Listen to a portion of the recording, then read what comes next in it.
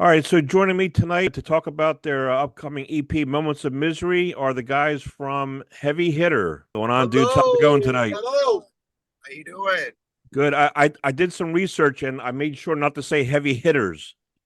I Thank you. my my understanding is that doesn't go over too well. Absolutely. No, it's like it's common mistake. Common Of mistake. course, man. Especially now with postseason baseball going on, you know. Yeah, yeah. You guys are from Orlando, Florida, and I mean this album it just crushes from start to finish. Orlando's the home of Innocence and Mickey Mouse. I mean, how the hell does this blood curdling metal come to play, man? I we write everything live and together, man. We do everything inside of a practice space, and the mindset was we want to be that brutal deathcore or like bring it back, right? Because there are a lot of bands trying to bring that back now as well, and we want to be on the forefront of that. We want to be that brutal deathcore band that comes back. Deathcore was death metal and hardcore mixed. I like that we have a good mix of that too in that album, in this upcoming EP. Between the blast beats and the two steps, I think it's a great job. So, what bands influenced the heavy hitter sound? Oh, and there's so many. In the early days, I'd say like Knock Loose, Kubla Khan, Gideon. I would say there's those, have some sort of influence over us as well. Um, but in the more recent times, probably say Body Snatcher, some old school deathcore, probably like Job for a Cowboy, Wow. Pending Doom, Thy Art Is Murder, Crimson Armada, stuff like that. I wanted to go back to the roots of that, where deathcore came from. We all did, and we wanted to really get into that with this new material, but make sure it was mixed with some fresh shit as well. I didn't want to sound like it just came out of 2008. Yeah, no, what you point out is really solid too, because those bands, have that high energy and destructive breakdowns, and Yeah, this album is all of that shit, man. pop music, man. That's what I call it. Yeah, no, for sure. You said that when you guys are writing, you guys, don't. I mean, everyone nowadays sends little snippets here and there. You guys do it live together in a Yep, room and get it done. That's traditional. cool, Yeah, man. yeah. We do it all live in a room. We've done that ever since we started the band. So it's just the only way I've ever known how to compose music. I never learned how to do it on a DAW or anything. I know there's plenty of great bands who do that and everything, but I prefer traditional writing. Moments of Misery comes out November 8th. Where was this one recorded? This was recorded at Austin by Austin Coop at his studio in, I might say this wrong, Venice. Yeah, Van Venice? Nuys. Yeah, yeah. Yeah, yeah, Okay. Los Angeles. Yeah, Oh, no way. Cool. yeah. We Uh, flew out there for 2 weeks. And it was amazing. the EP starts off with the deposition of violence. I mean, it's a face melter. I mean, I just, Dane's guitar crunch and Josh's battering drums, man. I mean, what a way to set it off to let everybody know, hold on to your ass here, you know? Yeah, yeah, absolutely, absolutely. It was funny too. That song was how that song came to be. We were under a crunch to get this EP recorded because we signed to Blue Grape in I think February, and then David was like, "All right, let's get you guys." We had to write this EP. So we write everything live, like I said. So we had 2 tours in between all this writing and everything. So that song was actually the intro, the live intro to the set we were using for tour. Like we wrote, when Josh joined the band this year, and he wanted to write a new live intro. Okay. And deposition, and then when we needed a fourth song on the EP, we were trying to write the fourth song. We were struggling, like, how are we going to start this thing? I'm like, I think it was Josh's idea. Yeah, it was Josh's idea. He was like, let's just use the intro and turn it into a song. We'll just start that as a basis. And then I was like, fuck it, yeah, that's a great idea. Let's do it. Yeah, Man, we're all like, that sounds great. Yeah. I tell you, there's one part where like the tempo kind of slows down, and then that's when this sick ass breakdown just happens, and it's just, Oh, you know, I'm like, that was yes, yes, I haven't heard definitely one that of the shit in favorite ones ages. on the EP. Yeah, yeah, that's an amazing breakdown. I love it so much. I know you guys released a video for No Mercy, No Remorse. The lyrics for that one's pretty intense. That one's just about, I was writing like, in LA and everything like that. I was writing that. That's when I wrote in Los Angeles. I didn't really have a concept for that one for lyrics. Uh, while we were in LA and all that other stuff, I was under a little bit of stress and everything. So I was taking some of that stress, trying to turn it into emotions in some sort of way. But that one in particular is just about revenge. Someone wronging you and thinking it's okay, and you just get back at them. Like you're getting everything that they took from you, you're gonna get that back. And they need to remember that this is a dog eat dog world. You're not gonna fucking just wrong somebody and think nothing's gonna fucking happen. That's Eye for an crazy. eye, bro. Eye for an eye. Exactly. You know, Exactly. the video, filming the video is cool for you guys. I mean, sometimes it's a project, and sometimes it takes hours and hours of doing the same shit. But is it you guys? Are you guys cool with it? Oh yeah. I mean, I think we all had a great time doing it. Dane back here even acted in it. Um, in the B-side scenes, with the guy and everything like that with the other actor. We love dealing with Toddy though. Toddy's like super easy to work with. I love his work. He's always super flexible. He's not. He's just easy to work with, and he really can like make your idea come more to life. Because sometimes I guess on all of us, like, yeah, writer's block when it comes to directing a music video. It's not something that I'm particularly really good at, I would say. And he makes it very simple. When I give him my ideas, it's easy for him to create it into the film. Yeah, I get that. Um, Yeah. the song "Waste of Life," lyrically, I can't stand the way you speak. It's like a gun to my head. But before I go, I'll let you know you won't amount to shit in the end. Yes. I know many people, whether that's good or bad, that can fit into that category, man. So, Yeah. you Yeah, know, man.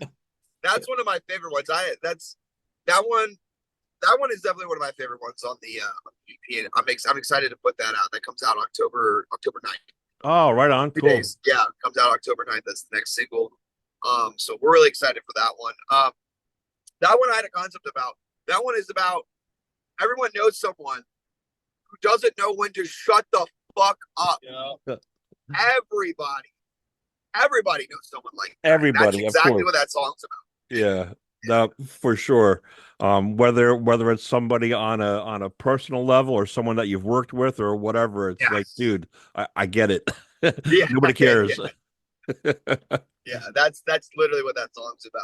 I don't remember I think I was having a fucked up day or something. Someone pissed me the fuck off, Yeah. and I just was like, I'm gonna make a song about this. Again, just those lyrics are awesome because, like, I for one, I get it. I completely get it, man. That's awesome. Yeah, that was the goal. That was the goal. I know your song "Wall of Wax" has over 1.4 million streams on Spotify. You guys have 74,000 monthly listeners on Spotify. I mean, no Yep. wonder why, you garnered label attention from Blue Grape Music. I mean, signing is a big deal for a band. Those guys are cool to work with and, giving you good Yeah. opportunities. Yeah, no, David Rath, man, we didn't even know how much of a legend he was when he emailed us. And shit, dude's worked with Slipknot, Korn, Yeah. Gojira, Turnstile, Code Orange. I mean, No, Gel. I mean, yeah, they have a crazy. history for sure. Yeah. Oh yeah, he's 20 years in, and he just knows a lot. And he's been very helpful, and he's been very cool.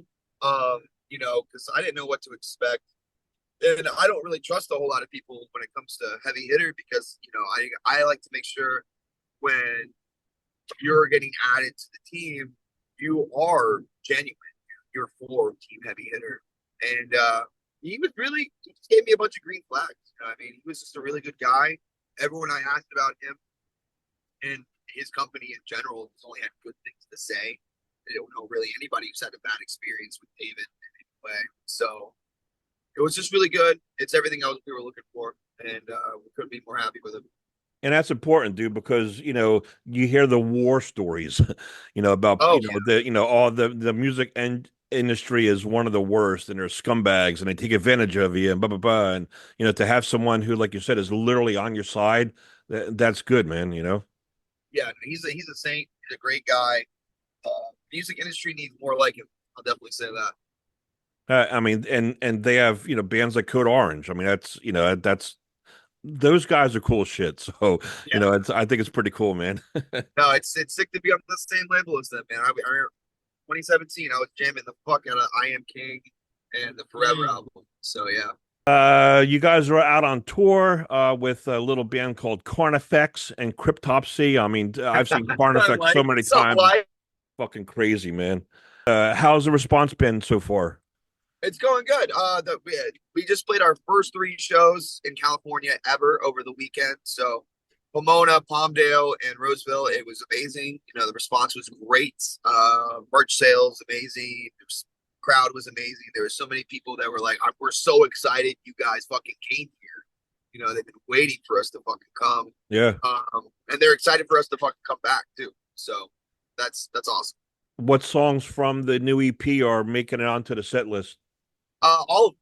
We're Oh, playing the sweet. entire unreleased EP for this whole run because I'm just ready to move. I think we were all ready to move into the new era. Sure, sure. Yeah. Playing that old set for what 2 years now? 2 years, something Oh, like yeah. that. Yeah, it was time. Josh is new in the band in this last year, so I wanted him to be more comfortable as well. Not that he couldn't play the old set, and I know he didn't write those songs, but it's a lot better when your drummer is playing something that they physically fucking wrote. Yeah. And I think that's every show gets better and better. Yeah. You know what I mean? Every show just gets better and better with crowd control, with the live set, everything in general. I think what that'll probably do is help you guys for the next set of songs in the studio, for Exactly. writing and everything, getting that camaraderie and the vibe going together. Yeah. No, absolutely. Absolutely. This tour is a full blown trouncing of North America, starting on the West Coast. You guys are going up through Canada, going through the Midwest and the East Coast. What are some of the things you guys do to combat the monotony of being on the road, driving 5 hours, like you said, to the next show?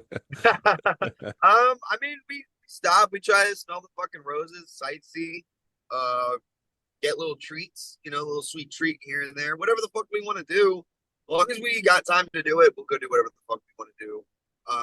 I mean, the whole point of the one big thing about being out here for us is the traveling aspect. And just getting to see shit and take a little break, see shit we've never seen before is just honestly a pretty good rewarding feeling. Like we were just gazing at the mountains a little bit before this Wow. combo. We're on the road and we're from Florida, so everything's fucking flat.